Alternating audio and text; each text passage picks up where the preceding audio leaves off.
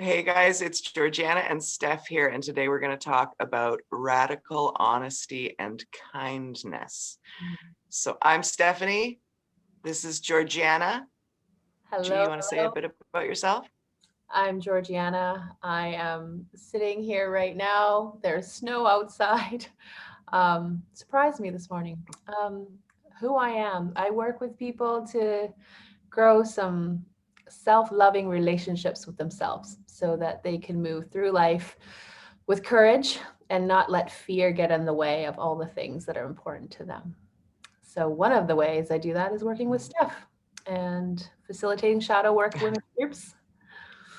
And I think we're going to talk about a bit about that Hmm. today, right? Yeah, and it's a funny, total, wonderful segue for the topic as well, because I am more interested in generating a bit of fear in people to challenge them out of their comfortable spaces in this shadow work that we do together. And I think this topic is pretty perfect for that on many levels. So I'll read out the question. So these are questions that I posed on my stories and people replied with their own questions. So the question was, what do you want to know about radical honesty? And the question I was responded with is, what are examples of radical honesty, and can it be both radical and kind? Is kindness necessary? I think we have wildly different approaches to that, which I'm is excited great. to chat about that. I've learned so much from you in this area of truth telling and where kindness fits in. So I'm curious where this conversation goes. Yeah, totally. So, and I mean, in our women's groups, you tend to take the kind, gentle approach, and I tend to take the hard, scary approach. And it makes this wonderful combining wholeness that I think is part of the magic of us working together. Um, I mean, my first question would be, what is kindness? What do you mean when you say the word kindness?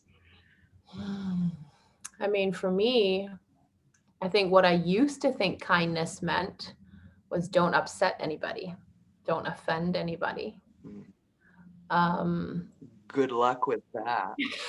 yeah, it didn't work very well unless I was willing to completely shut my voice down. Then it worked beautifully. um, I think now for me, kindness is does what's the intention of my sharing?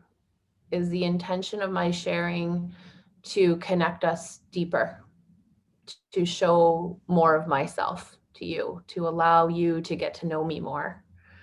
Um, I would say that plays into what I define as kindness. And I think I prefer to ask myself whether it's in integrity with what I value versus kindness, because I value a lot of things. I value kindness, I value truth telling, I value transparency, I value compassion. And if I were to only put kindness as my measuring stick, then I would probably have to not say a lot of things that would help me Mhm. connect more deeply with people. Yeah. Yeah, so kindness versus niceness. You're talking about niceness. It's funny actually because I was in a seminar one day. I think it was an American facilitating, and he said, and Steph, you and I are Canadians, right? For those who don't know, he said, Canadians are actually jerks and mean. You, you think you're nice, you're actually lying to us all because you present Mhm. as friendly, but that's not actually how you feel. You don't actually express what you think, how you feel, what you want. And this is a blanket statement. Of course, it doesn't apply to every person and every situation. But I think it's fair to say, at least on the West Coast in Canada, we have a tendency to soften our messages, right? Yeah, And definitely way more West Coast than East Coast for sure. yeah, and you can call that being nice, or as this man pointed out, you're just liars. Yeah, totally. And this is part of why my approach is more direct, and you could call it harsh, and sometimes it is because that's what I trust and believe, right? I did frontline anti-oppression social justice work for 15 years. And what I learned there was that people are being nice and they're lying to me and they're going to blow, right? So when I see this sort of saccharine niceness, I'm just like, you're hiding something and I don't want to be here when you explode. I don't want to know what you're talking about behind my back because you secretly are harboring tons of resentments you can't get out of your body, you know? So when I first met one of our teachers, Phil Misselberger, I immediately felt this deep trust because he was like frowning while he was listening to people, you know? And someone produced, I remember at this open house, someone produced this sort of non-question, which was basically like, if you're in love, couldn't you just always feel that way forever? But it was this convoluted, him also trying to explain that he was a coach and like it was a weird message. And I looked over and Phil was going like, oh, and then he said, is there a question here? And I thought, oh my goodness, I've never heard a facilitator say something like that. And I trusted him right away. You know, he can show me that he's annoyed and still be present and loving and stay to the end of the conversation. And that to me feels best right now. Yeah, for sure. And I definitely can see how I've learned that from you, you know. You do speak Mm, truth. You say all the things out loud that either I am afraid to say out loud sometimes or that people are afraid to say out loud. And that has been so permission giving for me to be like, oh, wow, you can be someone who's respectful and kind and caring and loving and see the goodness in other people and say what's inside, right? So for mm-hmm, me, how I've made that my own, because I feel like we have to find our own way. You know, I don't need to be Stephanie Hunter and you don't need to be me, but I can learn from you. And for me, it's been practicing different things to be able to say, hey, part of me really sees your good intention here. And part of me is really angry and upset because this is not okay with me. Right. Or for me, as someone who has always tended to shut down my voice when things weren't okay, to the point where they were really not okay and I would lose it, I was like, I need to practice just saying the thing more often. I don't like this. This is not okay with me, and not buffer it with these softer things. And that was hard work in the beginning. It might sound silly to someone like you who has grown that muscle and maybe innately you feel more free to do that. But I've had to really intentionally practice just saying things like, I don't like that. I don't want that. mm-hmm, That's not okay with me. Right? Because my tendency is to say, and I know how much you care, and I know that you didn't mean it that way, and I know that you're a great person. And what I realized is that muscle of mine, the kindness, the compassion, the seeing the goodness in the other is already very well developed. I do not need to further practice growing that muscle. What I need to do is see the beauty of that in myself and then practice growing the exact opposite muscle. Right. So mm-hmm, that's been my work the last couple of years of growing that opposite muscle and also seeing that my softness and my grace and compassion are a real gift. Right. And that it doesn't mean I'm weak or I'm not boundaried enough and I'm a doormat. It just means that I need to practice balancing things out a little bit. mm-hmm.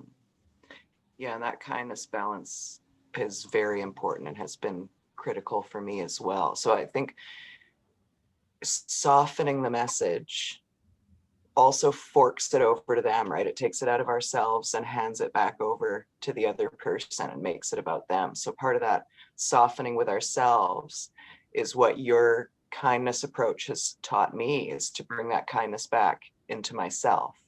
And I think that's really what radical honesty is also about, right? It's about ourselves and expressing how we feel, Mm-hmm. and being kind with our own feelings towards ourselves just automatically kind of folds out.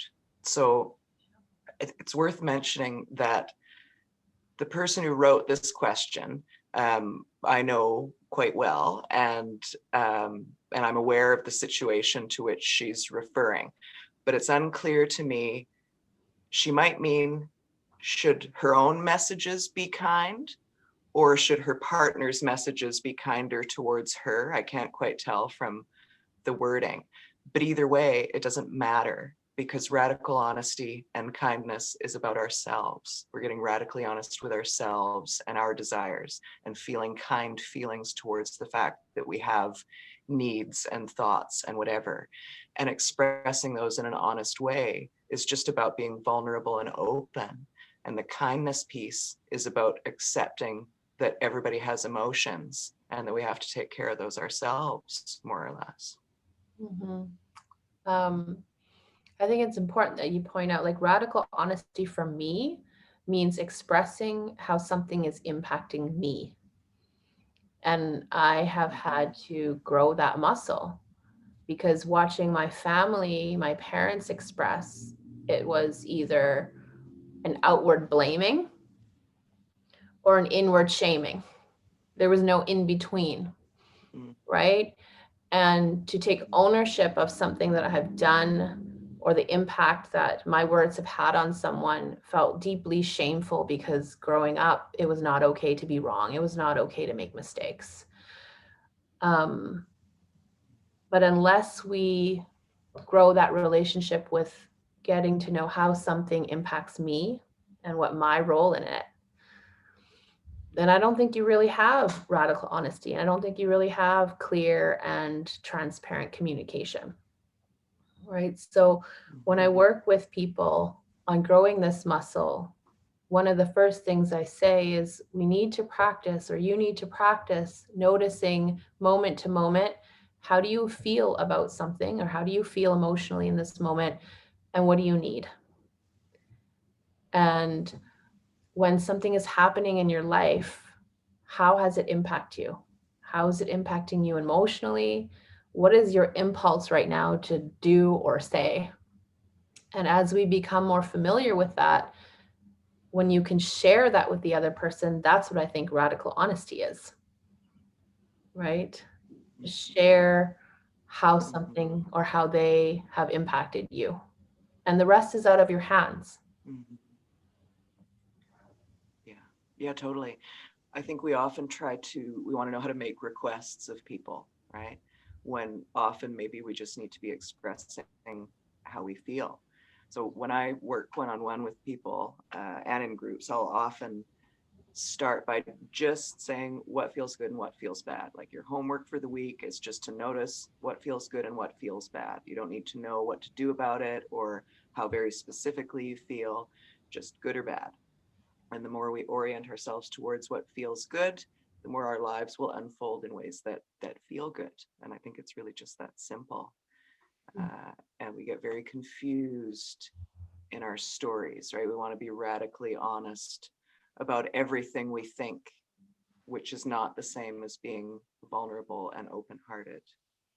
Mm-hmm. To even say, I'm terrified right now, to either notice how I feel, really, or I'm terrified right now to tell you how I feel. That's radical honesty, right? Yeah.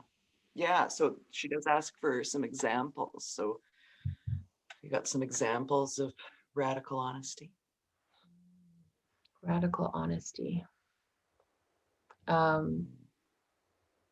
So why don't I just be radically honest with you? Is that a good example? Great. Love it. Sometimes when I hear how direct you are with people, it makes me worry that I'm too soft with people, right? And also, what's true for me is I love that softness in me. What else could I say to you that's radically honest? Oh, I'll share something, that is not new to you anymore, because I told you it.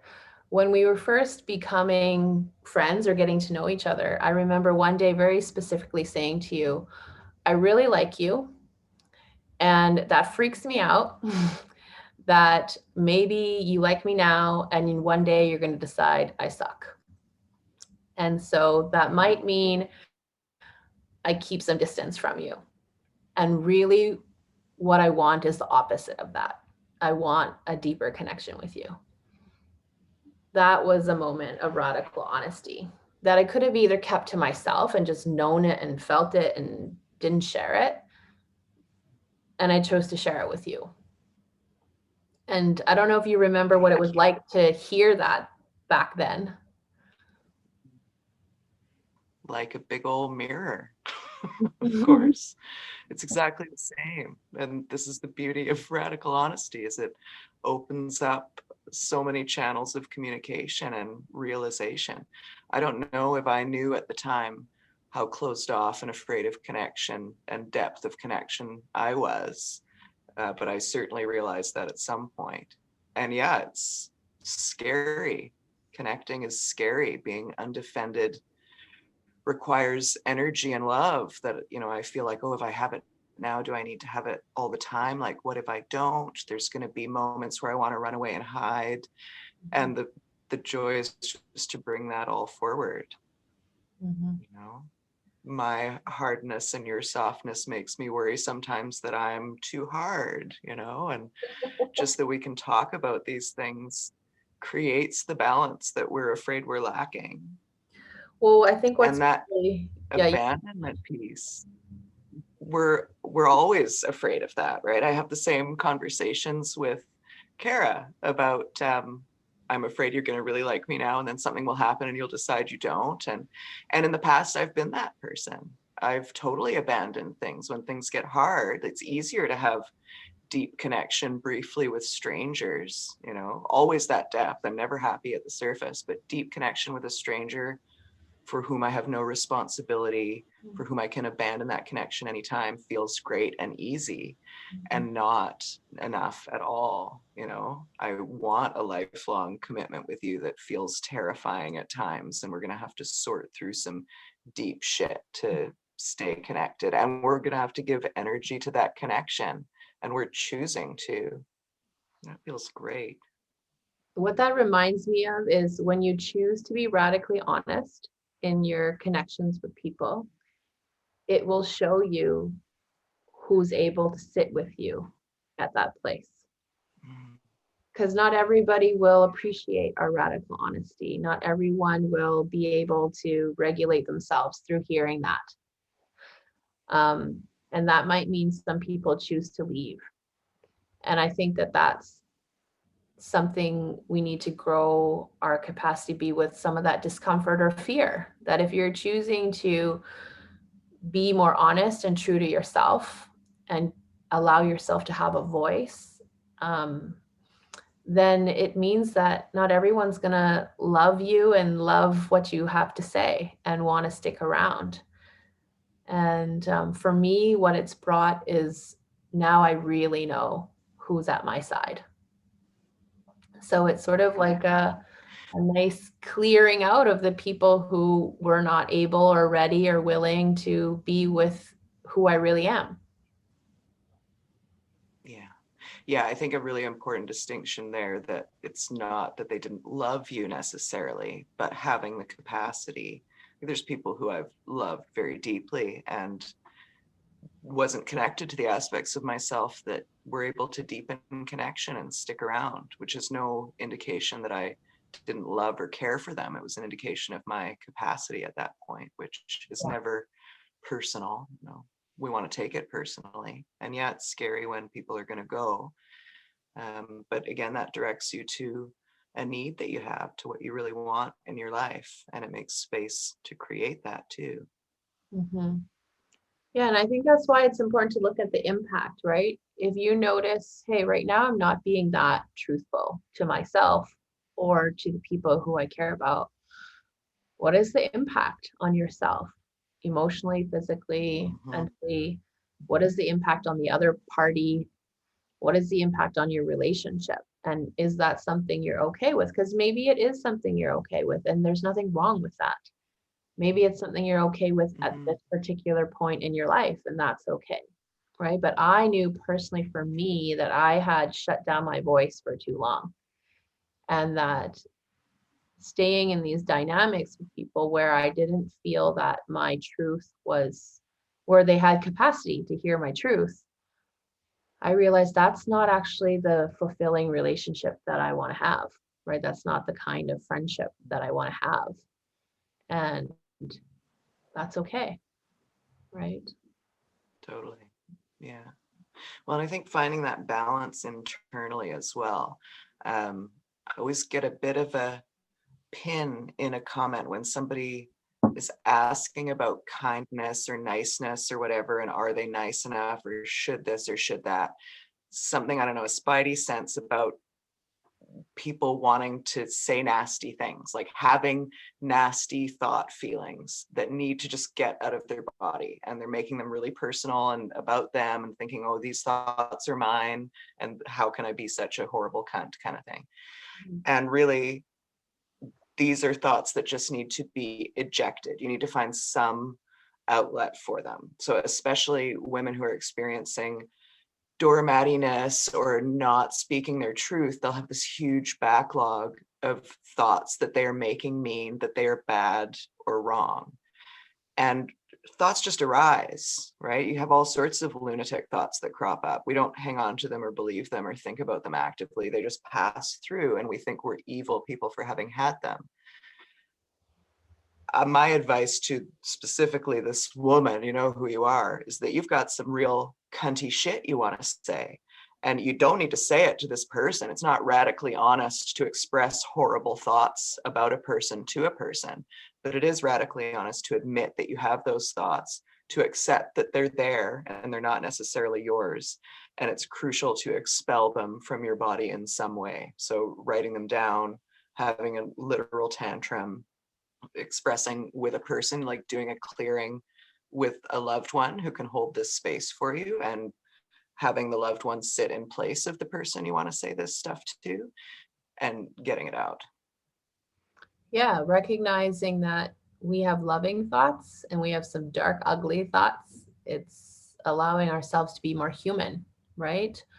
Um, One thing that I think is powerful is when you feel like you have such a backlog of like angry thoughts. One thing to do is what Steph you just talked about, is to just let them come out with someone who you trust, not necessarily the person who they're directed at.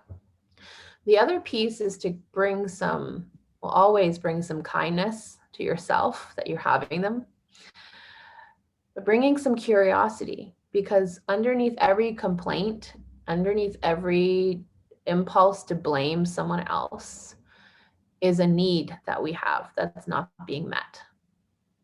So bringing that curiosity back to yourself. If you feel tons of angry energy or resentful energy towards someone, what are the needs that are not currently being met, in that dynamic by that person or in your own life through other means? Um, because directing the energy outward and expelling it, or sharing what's upsetting you with the other person, only touches on part of the equation. The other part is internal. Like, what am I needing? What do I value that I'm not getting right now? And what is my own part in that? And what small steps can I be taking in order to ensure that those needs are going to get met? Mm-hmm. And that's radically honest in itself, recognizing our needs and wants and doing something about it. We talked about this a bit at group last week, about how scary it can be just to admit that you want something. Because the second you admit it, you're also pairing that with the possibility that you might not get it, or that you're not getting it right now where you hoped you'd be getting it. Yeah. And I think many of us have to develop that relationship with knowing that I'm allowed to have needs. My needs matter. My needs do not have to come only after everyone else's needs get met. Um, I don't always have to know exactly what I need, right? And that's okay. I remember last week in our women's group, I was having a really hard day. I was feeling really sad. And I was sharing that with our group and noticing that there was a pull in me to ask for something. It didn't feel complete or finished to just share that I was feeling sad and then move on with a conversation. But I couldn't really identify what I needed. So I think all I said was, I don't exactly know what I need. I know I need something. And can you just please say some nice things to me right now? I need to hear some like kind voices. And beyond that, I was so emotional that I couldn't articulate what I needed. And also, I couldn't find that clarity, but I knew I needed something. And I think there's radical honesty in that. And I have no idea. I can't formulate into a sentence right now, but I know that if we end this call right now, there will be a need of mine that hasn't been met. So I'm just throwing it out there. Maybe you can help me out. And Mhm. and then when women started offering me those kind words, like I could feel in my body, I'm like, yeah, that's what I needed, you know? Mhm. Um, but yeah, like that came from not shutting that down partway through because I didn't know what I needed. Um, Mhm. and it felt And good. it came from a huge amount of inner work over many years. And you're immersed in this stuff constantly, so that takes a lot of work to get there. And I want to Yeah. acknowledge you for that and make space for it too. Yeah. I want to remind anyone who's in this process of growing these muscles that it takes time and to be gentle with yourself. And we stumble along the way. And also to remember that small shifts make a difference over time, they add up, right? Just knowing in this moment right now, I feel thirsty. So I'm going to have a drink. That is me coming into deeper connection, radical honesty with myself in this moment. I give that to myself and I feel that settling, right? So the little moments make a difference. People ask me, how do I set boundaries? It feels like such a big thing. I don't know how to set boundaries. Like, okay, well, it came to me one day that boundaries are a byproduct of knowing how you feel and what you need. When we are clear about how we feel and what we need in any particular moment, when you say that out loud, in there somewhere is the boundary. In there somewhere is the request, right? So it's not so much of wording this boundary or request with all the right words. It's about getting to what's at the core, which is how am I feeling right now and what am I needing? Mhm. And that I think is Perfect. radical honesty. It is. Mhm. It's the perfect place to end a perfect conversation. Thank you. You're welcome.